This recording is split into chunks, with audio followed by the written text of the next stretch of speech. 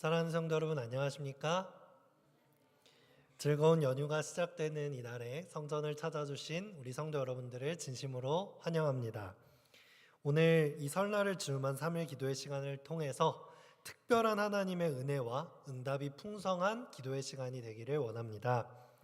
오늘 말씀의 제목은 은혜의 기념비를 세우라입니다. 우리 이 시간을 특별한 인사로 시작해 보려고 합니다. 우리가 보통 설날이 되면 새해 복 많이 받으세요 하고 인사를 나누죠. 그런데 오늘은 이렇게 한번 인사를 해보려고 합니다. 새해 복 많이 지으세요 이렇게 인사를 하려고 하는데요. 우리 주변에 계신 성도님들과 함께 인사 나누시겠습니다.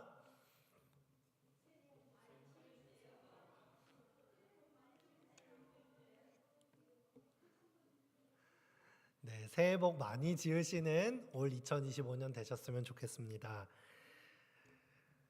우리가 복을 받기만 바라는 것이 아니라 하나님의 축복을 우리들은 이미 받지 않았습니까? 복을 만들고 지어서 주변 이웃들과 나눌 수 있는 넉넉한 마음이 있는 사람이 참된 그리스도인이 아닌가 생각해 봅니다. 우리가 설 명절 연휴를 맞이해서 그리스도인으로서 명절을 맞이하는 자세를 어떻게 하면 좋을까 한번 생각해 보려고 합니다. 그냥 세상 사람들과 똑같이 먹고 놀고 쉬고 이렇게 하는 것만이 아니라 다시 한번 그 의미를 우리 마음속에 새겨보면서 명절을 맞이하면 그 의미가 더 깊이 깊어지리라 생각합니다. 설 명절은 지난 묵은 해를 보내고 새로운 해를 맞이하는 날입니다. 고린도후서 5장 17절에는 이런 말씀이 있습니다. 그런즉 누구든지 그리스도 안에 있으면 새로운 피조물이라. 이전 것은 지나갔으니 보라 새 것이 되었도다. 아멘. 우리가 새해를 맞이하는 이 시점에 날짜만 새로워지고 나이만 한 살 더 먹는 것이 아니라 우리의 영적인 마음과 자세도 새로워질 수 있다면 얼마나 좋겠습니까? 그리스도 안에서 새로운 피조물이 되었다고 말씀은 선언하지만 여전히 우리들은 이 묵은 죄된 습관과 세상을 향한 사랑 속에 거하고 있지는 않은지 돌아보게 됩니다. 다시금 하나님 안에 속한 새로운 피조물로서 살아갈 수 있게 되기를 간절히 바랍니다. 바쁜 일과를 잠시 쉬어가는 이 명절 연휴에 하나님과 나와의 관계를 다시금 새롭게 할 수 있는 절호의 기회 아니겠습니까? 두 번째는 어떤 자세일까요? 바로 전도의 기회입니다. 우리는 아마 이 연휴 시간 동안 시간이 닿는 대로 오래도록 만나지 못했던 부모와 친척들 또 주변 이웃들을 만나러 다닐 것입니다. 그리고 만나는 사람마다 복을 빌고 나눌 수 있는 그런 기회를 가진 시간이 명절입니다. 우리는 이 시간들을 통해서 믿지 않는 가족들 또 믿지 않는 친척들에게 하나님의 복음을 전할 수 있는 그런 시간이 되리라 생각합니다. 마지막으로 세 번째는요. 우리는 설 명절을 통해서 하나님께서 작년 한 해 나에게 주신 은혜에 대해서 기억하고 감사하며 또 그 은혜를 바탕으로 앞으로의 삶도 하나님께서 나의 삶을 이끌어 가주시기를 선한 뜻을 위하여 기도하는 시간이 되어야 할 것입니다. 시편 65편 11절로 13절의 말씀을 같이 읽어보도록 하겠습니다. 우리 함께 읽어볼까요? 시작. 주의 은택으로 한 해를 관시우시니 주의 길에는 기름 방울이 떨어지며 들의 초장에도 떨어지니 작은 산들이 기쁨으로 띠를 띄었나이다. 초장은 양떼로 옷 입었고 골짜기는 곡식으로 덮였음에 그들이 다 즐거이 외치고 또 노래하나이다. 아멘. 한 해를 주님 앞에 기도하며 또 선한 뜻을 구하는 아름다운 시편입니다. 사단이 제일 좋아하는 것 중에 하나는 항상 부족하다는 마음을 갖게 하는 것입니다. 이미 주신 축복을 헤아리고 만족과 감사로 기쁨을 고백하는 것보다는 항상 나에게 없는 것을 바라보고 다른 사람과 비교하며 나는 왜 이게 없는지 부족하다고 생각하게 만드는 것이죠. 우리는 나의 삶을 돌아보며 이미 주신 은혜와 축복을 생각하며 감사하는 시간을 올 명절 연휴에 보내야 할 것입니다. 오늘 특별히 이 세 번째 자세에 대해서 더 깊이 생각해 보려고 하는데요. 여러분, 우리가 지난 은혜를 기억하는 것은 정말로 중요한 습관입니다. 우리가 신앙생활을 할 때에 매일매일 경건의 자리에 나아가서 하나님께서 주시는 새로운 양식을 먹으며 하루를 시작하는 것은 정말 중요한 일일 것입니다. 그런데 우리는 그 경건의 자리에 나아가서 무엇을 기도합니까? 우리는 우리에게 주어진 풍성한 말씀과 이미 주어지고 성취된 예언, 예수님께서 이 땅에 오셔서 십자가에 달리심으로 이루어진 역사, 이런 많은 것들이 있음에도 불구하고 우리의 매일의 기도의 자리에서 우리는 감사와 기쁨보다는 의심의 기도를 드리곤 합니다. 하나님 앞에 확실한 믿음으로 서지 못하고 또다시 새로운 증거를 달라고, 하나님 저와 함께 계시냐고 새로운 증거를 하나님 앞에 끊임없이 구하는 것이죠. 다시금 무언가 새로운 기적, 뜨겁고 새로운 우리와 함께 하시는 증거를 보여주어야지만 저 하나님을 믿을 수 있겠다고 주님 앞에 헛된 기도를 할 때가 많이 있습니다.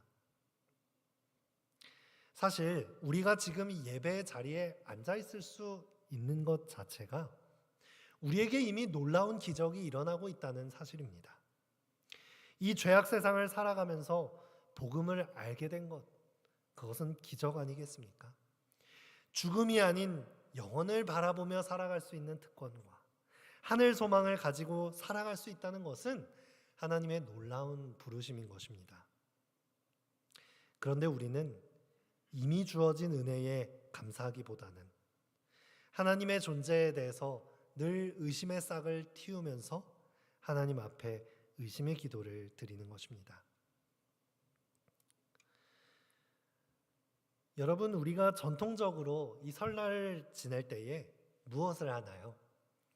사람들은 조상들의 행적을 기억하면서 제사를 지내거나 또 산소를 찾아갑니다.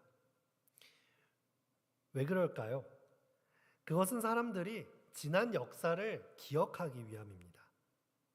사람들은 자신의 후손들이 제사를 잘 지내고 자신을 기억해 주기를 바랍니다. 그것을 통해서 내가 이 땅에서 열심히 살았던 것에 대한 의미를 발견하고 후손들과 함께 그 역사를 누리고자 하는 것이죠. 자기가 죽은 이후에 아무도 나를 생각하지 않고 아무도 나를 기억하지 않는다라고 생각하면 그 삶이 의미 없게 느껴지는 것입니다. 그렇기 때문에 어떻게 합니까? 어떻게 제사를 드려라. 어떻게 무덤을 쓰고 어떤 자리에 묘를 써라. 이 후손들을 교육시키는 것입니다. 사람들도 이 짧은 세월을 살아가면서도 그 인생을 기억하기를 바랍니다. 그런데 여러분, 하나님을 믿는 하나님의 자녀들은 과연 어떻게 해야겠습니까?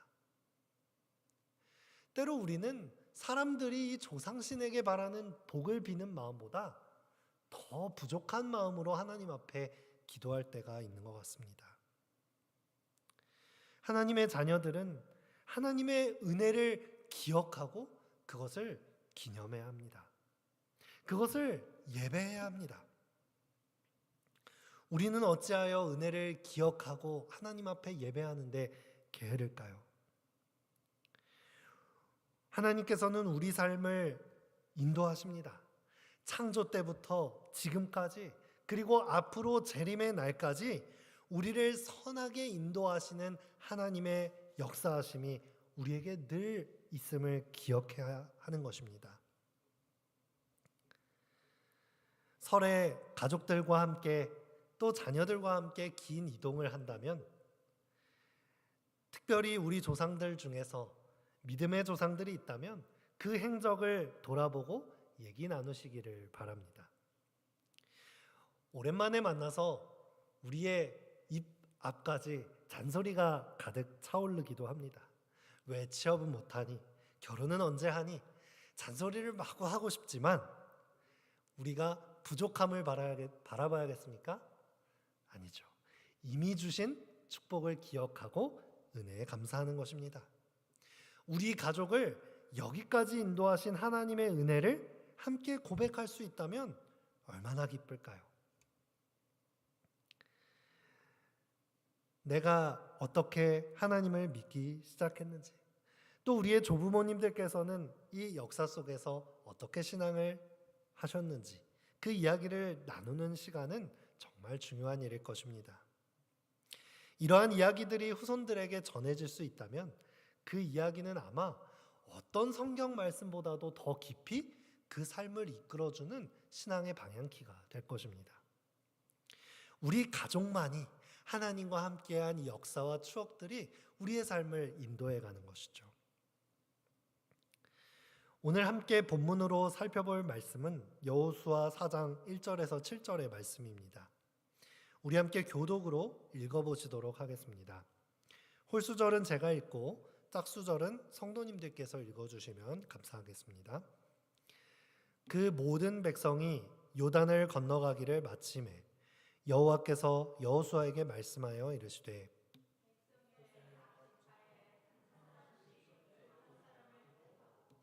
그들에게 명령하여 이르기를 요단 가운데 제사장들의 발이 굳게 선 그곳에서 돌 12를 택하여 그것을 가져다가 오늘 밤 너희가 유숙할 그곳에 두게 하라 하시니라.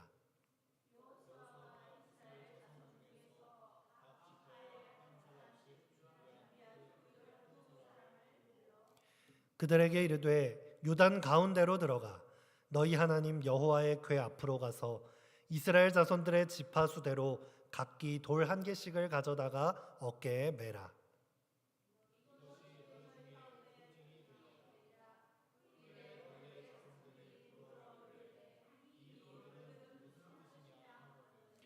그들에게 이르기를 요단 물이 여호와의 언약궤 앞에서 끊어졌나니 곧 언약궤가 요단을 건널 때에 요단 물이 끊어졌으므로 이 돌들이 이스라엘 자손에게 영원히 기념이 되리라 하라 아니라.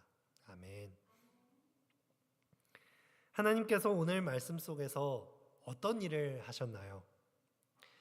약속하신 땅 가나안 땅으로 들어가기 위하여 그들 앞을 가로막고 있던 요단강을 기적적으로 열어주시고 이스라엘 백성들이 그곳을 능히 건널 수 있도록 하셨습니다. 그리고 그것을 증거할 돌들을 요단강 가운데서 주워다가 각기 지파에 세워놓고 기념을 하게 하라 하는 명령을 하고 계십니다. 1절부터 다시 보시면 그 모든 백성이 요단을 건너가기를 마침에 라고 되어 있습니다. 우리는 이스라엘 백성들이 요단강을 건넌 사건을 주목하게 되는 것입니다. 앞장인 여호수아 3장을 보시면 15절부터 해서 이 요단강을 건너는 모습을 자세하게 이야기해 주고 있는데요. 15절 앞부분에는 그들이 강을 건넌 시기에 대해서 묘사하고 있습니다. 요단이 곡식 거두는 시기에는 항상 언덕에 넘치더라 라고 되어 있습니다. 요단강을 건너던 시기가 언제였다고요? 곡식을 거두는 시기였구나 라는 것을 알 수 있죠. 또 여호수아 4장 19절에는 첫째 달 10일에 정확한 날짜까지도 설명해 주고 있습니다. 첫째 달 10일에 백성이 요단에서 올라와 여리고 동쪽 경계 길갈에 진침해 라고 되어 있습니다. 즉 유대인 역으로 첫째 달은 아비벌이라고 하는데요, 3월 봄에 해당하는 날짜입니다. 그렇기 때문에 봄날이 되어서 이 요단강으로 내려오는 이 수원 중에 하나가 헐몬산에서 내려오는 계곡물인데요, 산에 있던 눈이 다 녹아내리면서 이 요단강으로 물이 쏟아져 내려오는 것입니다. 그리고 늦은 비라고 하는 봄비가 온 땅을 적시면서 물이 범람하게 되는 때가 바로 이스라엘 백성들이 요단강을 건너던 시기였습니다. 이스라엘이 요단강을 건너는 이때는 요단강의 입장에서는 가장 유량이 많고 유속이 빠른 때였던 것입니다. 그런데 여러분, 사실 평상시의 요단강은 그렇게 넓은 강이 아닙니다. 수영을 하거나 걸어서라도 여리고 쪽으로 넘어가기에 어려움이 없는 아주 작은 강입니다.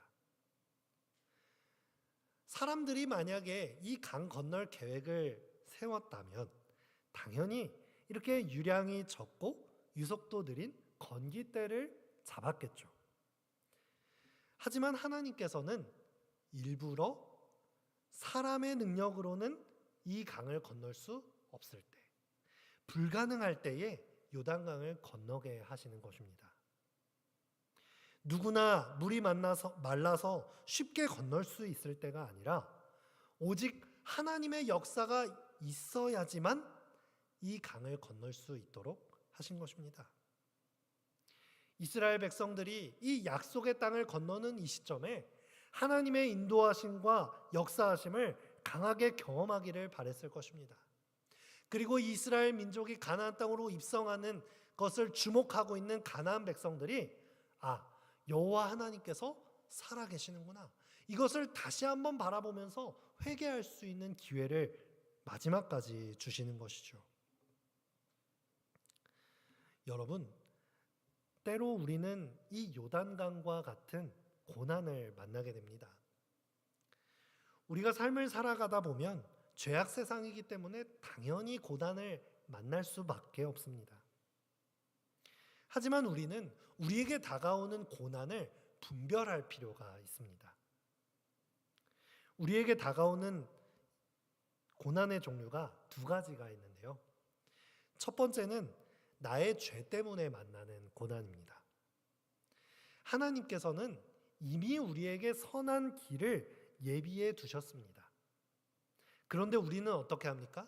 여전히 내 방법, 내 죄를 고집하고 세상적인 방법으로 이 문제를 해결하려고 하는 것입니다.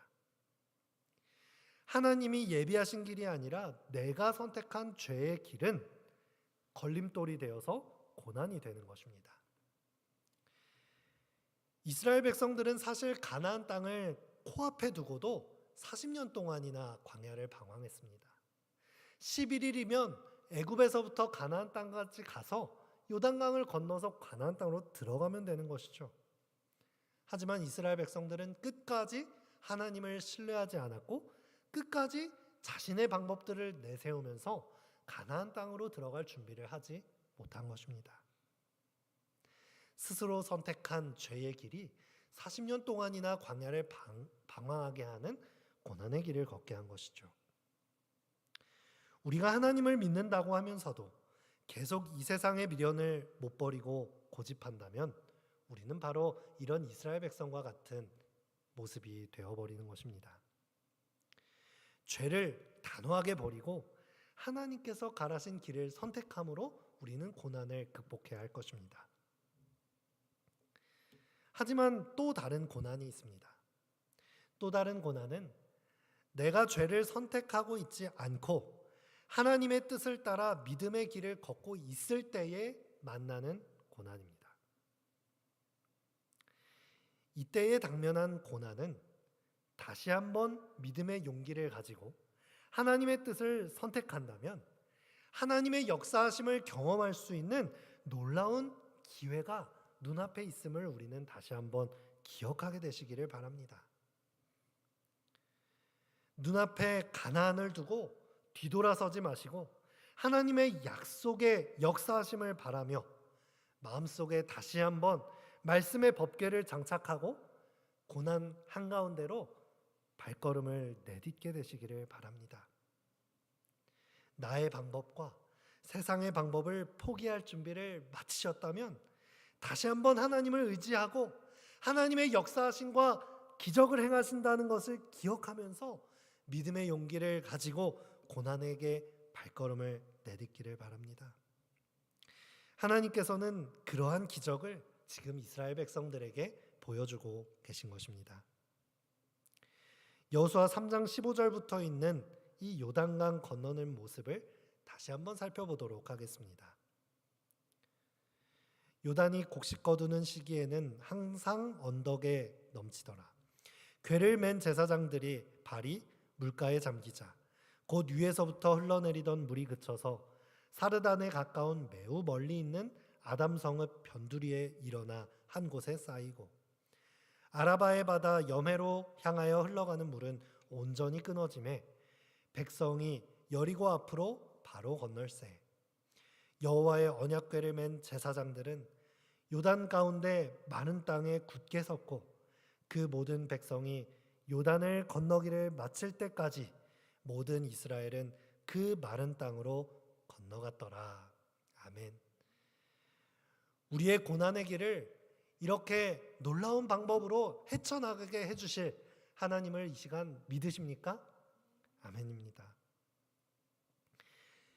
여호와의 궤를 맨 자들이 요단에 이르러서 그 발이 물에 발을 담그자마자 물이 그치는 것입니다.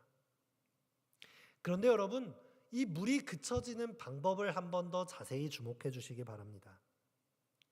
발에 물을 담갔을 때에 바로 눈앞에 있는 물이 그치고 갈라졌던 것이 아닙니다. 어디에서부터 물이 그쳤습니까? 저 위에 수원으로부터 물이 마르는 것입니다. 저 산에 있는 물이 벽이 되어 막히기 시작한 것입니다. 하나님을 믿는다는 것, 하나님의 문제 해결 방법은 바로 이런 것입니다.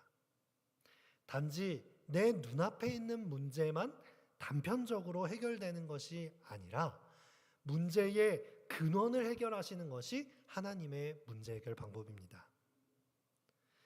사단의 방법은 더 빠르고 효과적이어 보입니다. 당장에 내가 가진 문제가 빠르게 해결될 것 같아 보입니다. 사단의 방법을 선택함으로써 더 효과적으로, 효율적으로 세상을 살아가고 싶게 만드는 것이 사단의 유혹입니다. 하지만 여러분, 우리의 인생의 깊은 곳에 자리 잡고 있는 죽음과 허무함과 많은 세상의 죄로 인하여 발생하는 이 굴레들이 해결되지 않는다면, 우리의 인생의 방향이 고쳐지지 않는다면 여전히 죄로 인한 고난의 문제는 끊임없이 우리의 삶에 다가오게 되어 있습니다. 하지만 하나님의 방법은 우리 문제의 근원인 죄의 문제를 해결하시는 것입니다. 죽음의 문제를 해결하시는 것입니다. 세상에 고난이 다가와도 그 문제를 바라보는 우리의 가치관과 세계관 자체를 새롭게 해주시는 것입니다. 더 이상 우리 삶에 다가오는 문제가 되지 않게 되는 것입니다. 이스라엘 백성들이 요단강이 갈라졌을 때 하나님은 질퍽질퍽한 진흙을 건너게 하실 수도 있었고 뻘밭을 지나가게 하실 수도 있었습니다. 하지만 이들이 어떤 땅을 건너갔다고 말하고 있습니까? 완전히 말라서 단단하게 굳은 땅을 걸어가게 하시는 것이죠. 다가오는 올 2025년 하나님의 이런 놀라운 역사를 경험하게 되시기를 간절히 바랍니다. 이 세상의 지혜와 이 세상의 방법을 의지할 때는 단순히 눈앞에 있는 상황을 모면하는 것에 불과합니다. 하지만 하나님의 방법은 이 문제를 단순히 모면하는 것이 아니라 완전히 단단하게 굳어진 길을 동행하시며 걸어가게 되는 것입니다. 우리가 당면한 여러 가지 현실적인 문제들이 눈앞에 있음을 알고 있습니다. 각자 모양은 다르겠지만 이 죄악 세상에서 당면하는 고난은 우리의 힘으로 어찌할 수 없는 것이죠. 하지만 여러분, 하나님의 손을 붙잡고 건너가는 길은 단단하게 굳어진 그런 길임을 이 시간 고백하게 되시기를 간절히 바랍니다. 우리가 다음으로 기억해 볼 것은 하나님의 놀라운 기적의 역사가 있은 후에 있는 우리 성도들의 자세입니다. 단순히 하나님의 역사를 경험하는 것이 아니라 그 후에 취해야 할 우리의 태도는 무엇입니까? 사랑하는 성도 여러분, 우리는 이미 하나님의 인도하심과 역사하심을 경험한 사람들입니다. 하지만 그 뒤에 우리가 해야 할 도리를 하지 않아서 우리는 다시금 고난 가운데로 돌아가는 것입니다. 우리가 하나님의 인도하심을 경험한 뒤에 해야 할 일은 무엇입니까? 바로 하나님의 역사하심을 기억하고 감사하며 기념하는 일입니다. 여호수아 4장 1절에서 3절을 다시 보시면 하나님께서 여호수아를 통해서 백성들에게 명령하고 계십니다. 하나님께서는 이 놀라운 역사를 단순히 한 번에 지나가는 사건으로 알게 되기를 원하지 않으셨습니다. 모든 백성들이 하나님이 왜 이러한 방법으로 왜 지금 이 사건을 일으키셨는지 이 기적과 같은 역사의 방법을 기억하기를 바라신 것입니다. 하나님께서는 무엇을 명령하셨습니까? 백성의 각 지파에 한 사람씩 12사람이 나와서 요단 가운데 제사장들의 발이 굳게 선 곳에 들어가서 돌 12개를 택하여 가져 나오기를 명령하였습니다. 그리고 그것을 어디로 가져갔습니까? 어깨에 들쳐매고 자기 지파가 펼칠 그 장막으로 가지고 간 것입니다. 하나님께서 왜 그렇게 하셨습니까?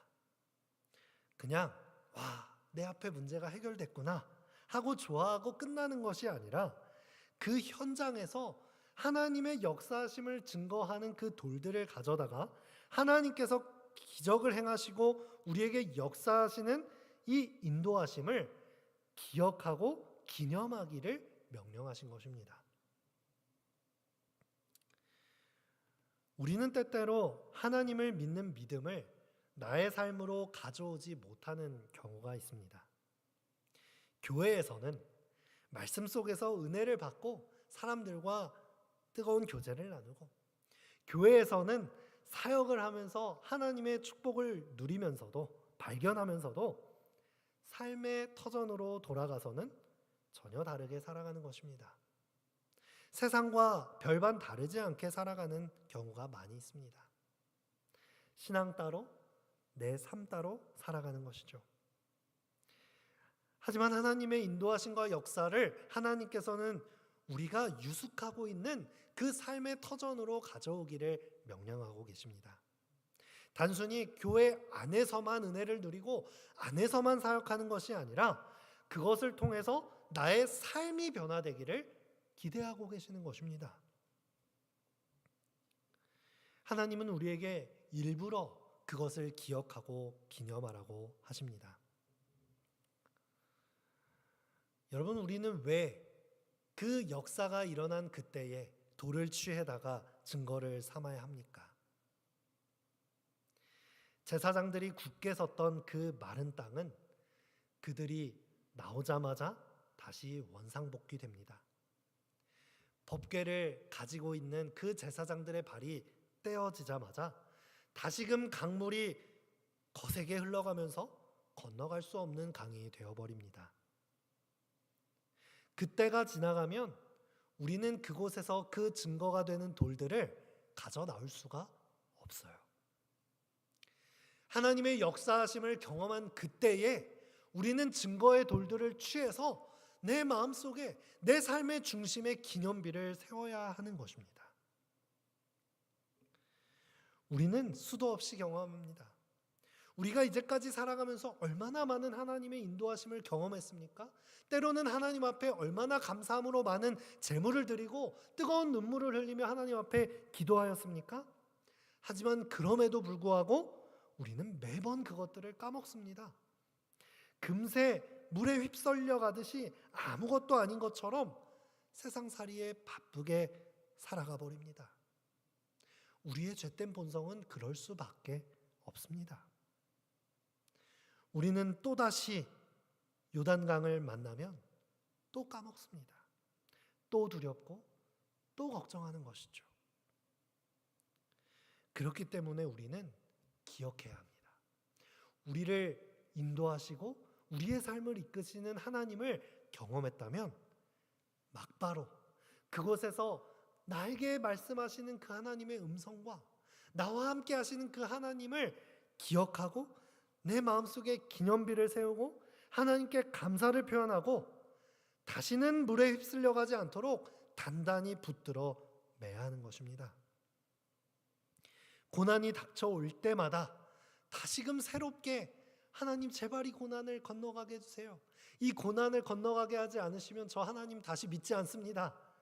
나의 믿음의 부족함을 고백하는 것이 아니라 이미 나의 삶의 고난을 헤쳐나갈 수 있게 해주신 하나님의 은혜를 기억함으로 성장하여서 이제는 하나님과 함께 담대하게 그 요단강을 건너갈 수 있게 되기를 간절히 바라겠습니다.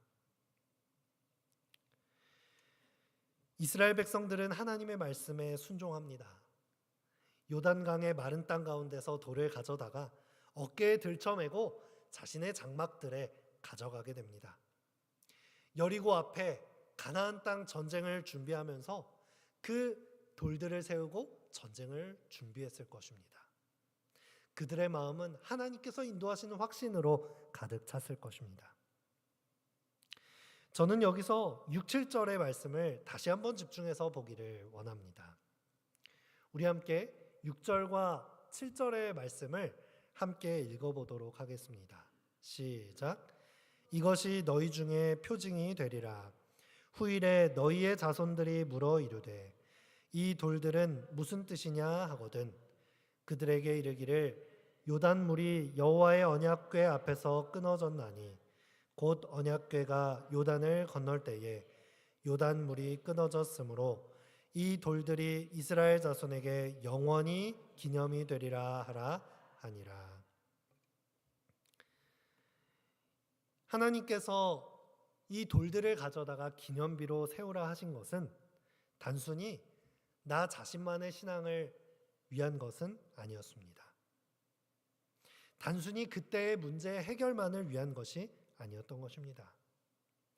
그것은 앞으로 그의 자녀와 후손들을 이끌어갈 신앙의 주춧돌이 되게 하려는 하나님의 계획이었습니다. 이 돌들을 메어가서 각 지파의 족장들은 한 자리에 모여 이 돌들을 쌓아 제단을 만들었습니다. 그리고 매년 이곳을 찾아서 하나님께서 요단강을 건너게 하신 역사를 기억하고 기념했습니다. 이곳을 찾을 때에 자녀들이 이 돌에 대해서 물어보는 것입니다. 아빠, 엄마, 이 돌들은 왜 여기 이렇게 모여 있어요?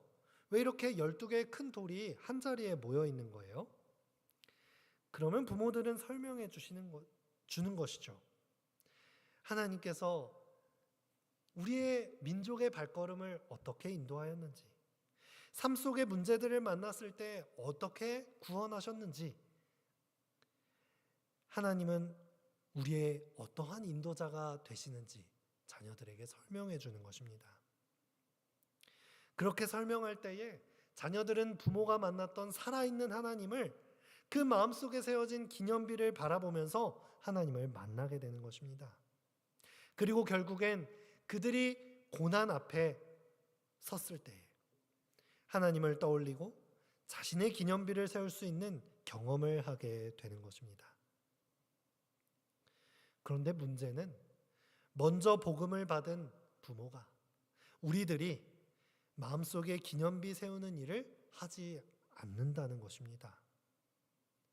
자녀들이 눈을 씻고 찾아봐도 부모가 하나님과 함께하고 있다는 증거를 찾아낼 수가 없는 거예요. 분명히 교회는 다녀왔는데 세상과 별반 살아가는 것이 다를 게 없어요. 자녀의 인생에 하나님의 기념비를 보여주는 것이 아니라 공부 1등하고 돈 많이 버는 게 최고라고 가르칩니다. 오히려 교회에서 사람들을 많이 만나다 보면 세상보다 정보가 더 많아요. 어떻게 공부를 더 잘하는지, 어떻게 부자 되는지, 어떻게 투자하면 좋은지 이런 것들을 교회에서 알아오는 거예요. 이러면 될까요? 안 될까요? 안 되는 것이죠. 교회만 다녀오면 끝이 아니라 교회를 다녀온 부모의 마음속에 하나님의 임재하심이 있고 세상을 거룩하게 살아갈 그리스도인의 기념비를 확인하고 자녀들에게 그것을 보여줄 수 있다면 얼마나 좋겠습니까? 우리는 자녀들을 자꾸만 세상에 맡깁니다. 학교와 학원에 모든 교육을 맡기고 어쩌면 우리의 신앙 교육도 교회에 다 맡겨버립니다. 하지만 중요한 것은 가정에 세워지는 예배이고 가정이 함께 확인할 수 있는 기념비를 계속해서 세워나가는 것, 그것이 너무나도 중요합니다. 우리의 자녀들이 일주일에 168시간 동안 학교에서 절반, 학원에서 절반, 세상의 많은 것들 속에서 놀면서 수많은 문화들을 누리며 살아가는데 교회에 와서 1시간 남짓 예배 드린다고 해서 마음속에 하나님이 자리 잡을 수 있다라고 생각하는 것은 어불성설이라는 것을 우리 다 알고 있지 않습니까? 유대인들은 늘 그들의 마음에 새기는 말씀이 있다고 합니다. 예배가 끝날 때마다 이 말씀을 외우는데요. 이스라엘아 들으라, 쉐마 이스라엘. 오늘 내가 내게 명하는 이 말씀을 너는 마음에 새기고 내 자녀에게 부지런히 가르치며 집에 앉았을 때에든지 길을 갈 때에든지 누워 있을 때에든지 일어날 때에든지 이 말씀을 강론할 것이며. 우리는 자녀들에게 우리가 읽은 말씀, 우리가 느낀 깨달음, 우리가 경험한 하나님, 이것을 단순히 교회에서만 가르치는 것이 아니라 우리의 삶 속에서 자녀들에게 전수해야 하는 것입니다. 앉았을 때, 함께 대화할 때, 밥을 먹을 때, 함께 길을 가며 여행길을 나설 때, 하나님이 만드신 천연계를 바라볼 때, 잠에 들 때, 또 잠에서 깨어날 때 언제든지 하나님을 보여주어야 하는 것입니다. 우리가 드리는 예배는, 가정 예배는 어떻습니까?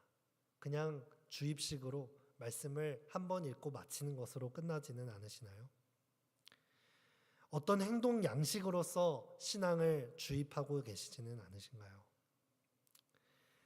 우리가 각 가정에서 자녀들에게 정말로 실제적인, 내가 당면한 인생의 많은 고난들을 하나님과 함께 이렇게 헤쳐나갔어.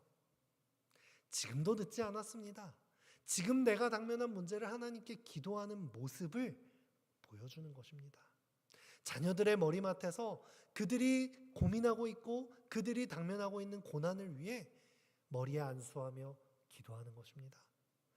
하나님만이 우리의 모든 인생의 해결이 될 수 있는 유일한 길이라고, 우리를 구원해 달라고, 우리에게 방법을 달라고 함께 기도하며 은혜의 기념비를 세워가는 것입니다.